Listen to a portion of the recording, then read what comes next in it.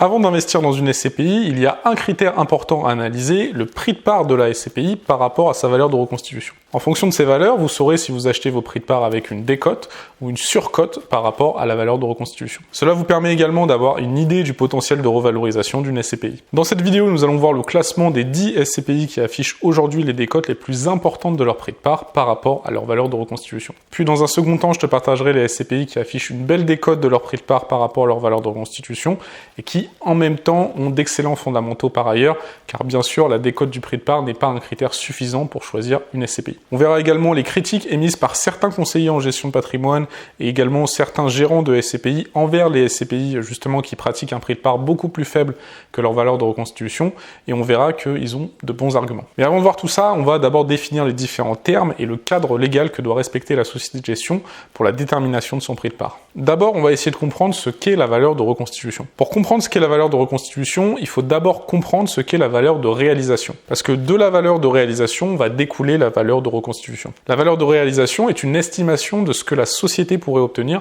en vendant l'ensemble de ses actifs après avoir remboursé toutes ses dettes. Cette valeur est calculée chaque année par un expert indépendant, expert qui, point important, engage sa responsabilité professionnelle. Une fois qu'on a cette valeur de réalisation, pour obtenir la valeur de reconstitution, il nous reste à additionner les frais et commissions pour reconstituer l'intégralité du patrimoine de la SCPI. Ça comprend les frais et droits à payer pour l'acquisition du patrimoine immobilier de la SCPI et la commission de souscription pour collecter les capitaux nécessaires à l'acquisition de ce patrimoine immobilier. Alors c'était vraiment une présentation très succincte de la valeur de reconstitution.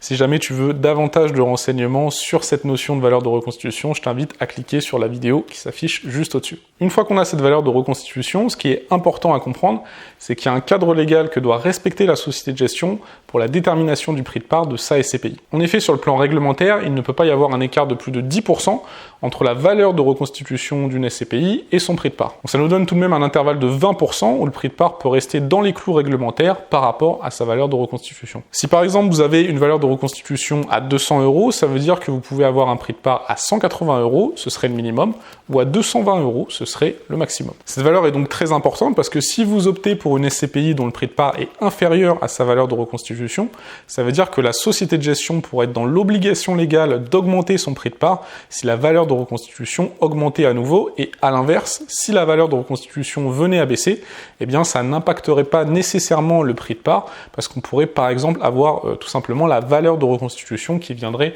rejoindre le prix de la part et la société de gestion ne devrait a priori pas décider de baisse de son prix de part. En revanche, si vous investissez dans une SCPI dont le prix de part est bien supérieur à sa valeur de reconstitution, dans le cas où la valeur de reconstitution augmente, eh bien souvent ça n'aboutira pas à une augmentation du prix de part, et à l'inverse, si la valeur de reconstitution venait encore à baisser, ça pourrait aboutir à une diminution du prix de part pour justement rester dans les clous réglementaires de l'intervalle plus 10, moins 10%. C'est donc une valeur importante à analyser, même si certaines critiques sont émises sur ce critère, comme on va le voir en fin de vidéo. Mais avant ça, je tenais à te présenter le top 10 des SCPI qui affichent aujourd'hui les décotes les plus importantes. Un point à signaler avant que je te présente ce tableau, j'ai calculé le taux de distribution en prenant en compte le prix de part actuel et le dividende distribué en 2023. Je tiens à te préciser ça notamment par rapport à la SCPI Fructirégion Europe qui a connu une baisse de son prix de part au mois d'avril de 210 à 175 €. Également, je tenais à te préciser que ce sont des données que j'ai collectées moi-même, donc il est possible que j'ai oublié certaines SCPI dans ce classement. D'ailleurs, si tu vois un oubli,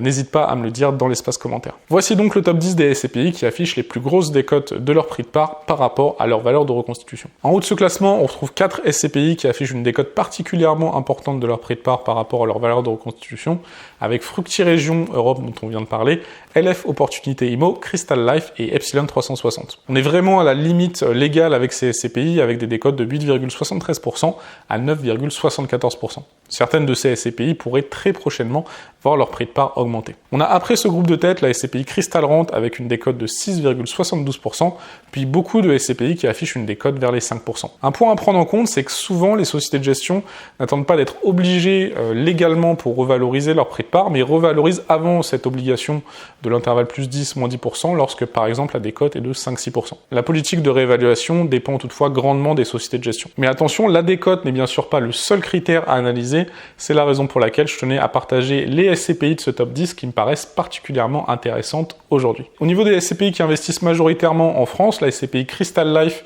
et la SCPI Epsilon 360 degrés d'ailleurs, me paraissent intéressantes aujourd'hui. La SCPI Crystal Life est une SCPI avec d'excellents fondamentaux. D'ailleurs, son taux de distribution a progressé chaque année depuis sa création. SCPI qui a également une bonne diversification géographique et sectorielle. Il s'agit d'une SCPI qui tend à investir de plus en plus à l'étranger, même si la part reste relativement contenue à 31,6% au premier trimestre 2024. La SCPI Epsilon 360 degrés, quant à elle, est une SCPI dédiée à l'immobilier small cap, où d'après la société de gestion, la concurrence est moins importante que sur les acquisitions à plusieurs dizaines de millions d'euros. Les fondamentaux sont excellents, on retrouve, comme la SCPI Crystal Life, un taux de distribution en progression depuis sa création. Cette SCPI investit uniquement en France et sa diversification sectorielle est excellente. On peut également noter que les frais d'entrée de cette SCPI sont assez faibles, à 5% contre 10% en moyenne pour la plupart des SCPI. Pour les SCPI qui investissent à l'étranger, on peut citer dans ce top 10 la SCPI Cœur d'Europe avec un rendement net de fiscalité étrangère en progression sur l'année 2023 à 5,23%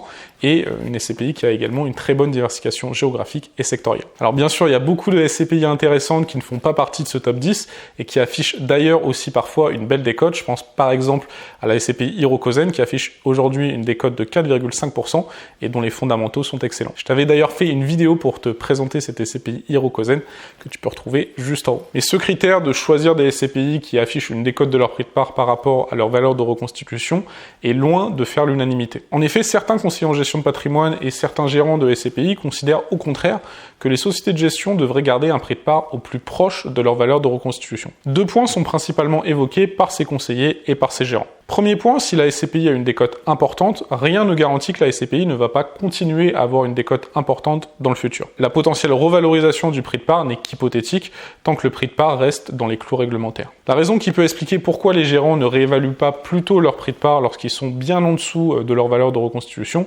c'est notamment qu'un revenu stable réévalué fait baisser le rendement de la SCPI. Une autre raison qui pourrait expliquer pourquoi on a parfois d'importantes décotes, comme on l'a vu quand je t'ai présenté le top 10 des décotes, c'est que ça permet d'avoir une collecte un peu plus dynamique parce que les CGP, les conseillers en gestion de patrimoine et les investisseurs, eh bien, c'est un critère qui vont regarder ce prix de part par rapport à sa valeur de reconstitution, s'il y a ou non une décote sur les SCPI qu'ils recherchent. Et surtout, second point de la critique, qui me semble d'ailleurs assez pertinent, vendre des parts de SCPI à un prix inférieur à la valeur de reconstitution concourt à diminuer la valeur globale du patrimoine de la SCPI.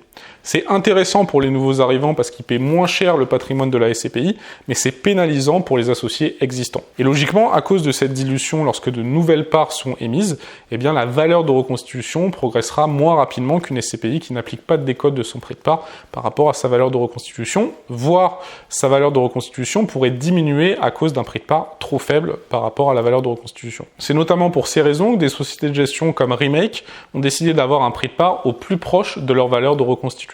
À titre personnel, je trouve qu'investir dans une SCPI qui affiche une décote de son prix de part par rapport à sa valeur de reconstitution est tout de même un élément intéressant et important parce que ça offre un matelas de sécurité en cas de baisse de valeur du patrimoine immobilier. Mais d'un point de vue légal, la fourchette plus 10, moins 10% du prix de part me paraît beaucoup trop large. Un intervalle plus 5, moins 5% me paraît plus adapté pour les SCPI. N'hésite pas à me dire en commentaire si pour toi la décote du prix de part par rapport à la valeur de reconstitution est un critère important dans ton choix de SCPI. Je suis curieux de connaître ton avis. Si tu souhaites bénéficier de mes conseils personnalisés dans la création de ton portefeuille SCPI ou le recalibrage de ton portefeuille SCPI existant, je peux t'accompagner. En tant que conseiller en gestion de patrimoine, j'ai noué des partenariats avec la quasi-totalité des SCPI sur le marché, donc je peux te proposer celles qui sont le plus intéressantes aujourd'hui et qui correspondent le plus à ton profil et à tes objectifs patrimoniaux.